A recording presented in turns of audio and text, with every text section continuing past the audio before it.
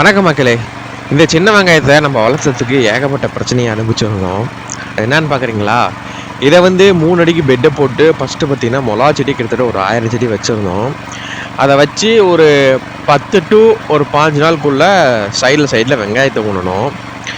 அது என்னாச்சு அப்படின்னா, இந்த இலை சுருட்டு நோய் அப்படிங்கிற ஒரு வைரஸ் வந்துருச்சு. அது வந்து பார்த்திங்கன்னா மிளகா செடி பார்த்திங்கன்னா கிட்டத்தட்ட ஒரு மாதத்துக்கு அப்புறமும் செடி வச்சது எப்படி இருந்துச்சோ அப்படியே வந்துருச்சு. செடியெல்லாம் ஃபுல்லாக வைரஸ் மாதிரி ஏறி செடி எல்லாம் ஃபுல்லாக சுருங்கிருச்சு.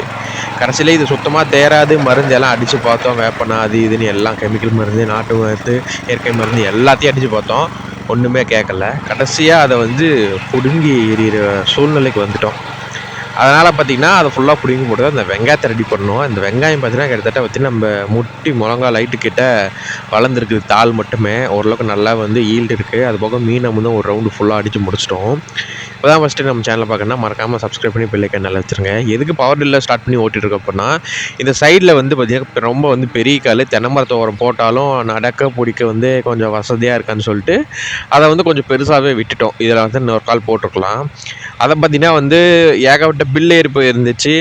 தண்ணி விட்டு பார்த்தோம். அது இல்லாமல் வந்து ரொம்ப வந்து ஸ்பேஸ் அதிகமாக இருக்கனால கொத்தெல்லாம் வச்சு கொட்ட முடியறதுக்கோசரம் நம்ம தான் பவர் டில்லர் இருக்குல்ல, பவர் டில்லே ஓட்டிக்கலாம் அப்படின்னு சொல்லிட்டு கம்முன்னு விட்டுட்டோம். இதுக்கு முன்னாடி ரவுண்டே ஓட்டிலான்னு பார்த்தோம். தண்ணி இல்லாமல் கொஞ்சம் காஞ்ச மாதிரி இருக்குதுன்னு சொல்லிட்டு போர் தண்ணி விட்டு இதுக்கு மட்டும் இந்த காலுக்கு மட்டும் விட்டு 2வது நாள் ஃபுல்லாக வந்து ஓட்ட ஆரம்பிச்சிட்டோம். பவர் டில்லே விட்டு இந்த சைடு ஒரு பொருள் அந்த சைடு ஒரு பொருளை கள்ளி முடிச்சுட்டு அப்படியே சரி ஓட்டிடலாம் அப்படின்னு சொல்லிட்டு பார்த்தீங்கன்னா இன்றைக்கி காலங்கத்தில் வேலையை ஆரம்பிச்சிட்டோம். அது இல்லாமல் பார்த்திங்கன்னா வந்து தண்ணி வேறு கட்டுறது நம்ம முறை கொஞ்சம் தள்ளி போயிடுச்சு. சோளை வேறு வரைக்கணும்னு சொன்னால அதுக்கு தண்ணி பார்த்தான்னு சொல்லி சரி அவங்கள்ட்டே கொடுத்துட்டோம்.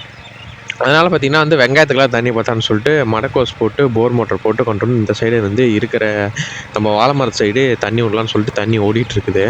சரி அதை பார்த்துக்கிட்டே சரி இதை கையோட ஓட்டி விட்டுருவோம். எல்லாம் வந்து ஓட்டிவிட்டோம் அப்படின்னா அடிக்கிற வெயிலுக்கு ஃபுல்லாக எல்லாம் காஞ்சிடும்னு சொல்லிட்டு ஃபுல்லாக பார்த்திங்கன்னா ஓட்ட ஆரம்பிச்சிட்டோம்.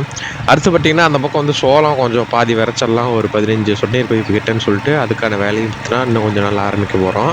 அது ஆரம்பிக்கிற வீடியோ பார்த்திங்கன்னா ஷார்ட்ஸாகவும் ஃபுல் வீடியோ வந்துகிட்டே இருக்கும். மறக்காம சேனலை சப்ஸ்கிரைப் பண்ணி பெல் ஐக்கான் வச்சிங்கன்னா ஃபுல் நோட்டிஃபிகேஷனும் நம்மளுக்கு சேனல்லையே வந்துகிட்டே இருக்கும்.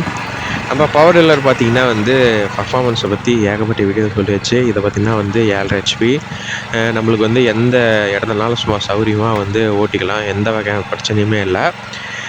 என்ன பெட்ரோல் மட்டும் கொஞ்சம் சேர்த்தி பிடிப்பாப்புல டெப்த்துக்கு தகுந்த மாதிரி. நல்லா அழுத்தி பிடிச்சி ஓட்டினோம்னா அதுக்கு தகுந்த மாதிரி பெட்ரோல் பிடிப்பாப்புல. சும்மா நார்மலாக ஓட்டினோம் அப்படின்னா அதுக்கு தகுந்த மாதிரி பெட்ரோல் பிடிப்பாப்புல. மற்றபடி வேறு எந்த வகையான பிரச்சனையுமே இல்லை. வைப்ரேஷன் கீப்ரேஷன் எதுவுமே இல்லை. அதே டீசல் வண்டினா கண்டிப்பாக வந்து வைப்ரேஷன் இருக்கும். இது பெட்ரோல் வண்டினால வைப்ரேஷன் கொஞ்சம் கம்மியாக இருக்குது. மற்றபடி வேறு ஒன்றும் இல்லை.